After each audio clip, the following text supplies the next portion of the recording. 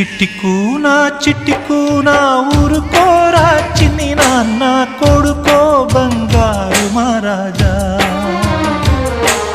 నా కంటి తళుక నా ఇంటి ఎలుగా ఎన్నెల్లో మొలక ఎందుకు అలక బంగారు కణిక బావురు మనక వచ్చోరా బుజ్జి నాయనా.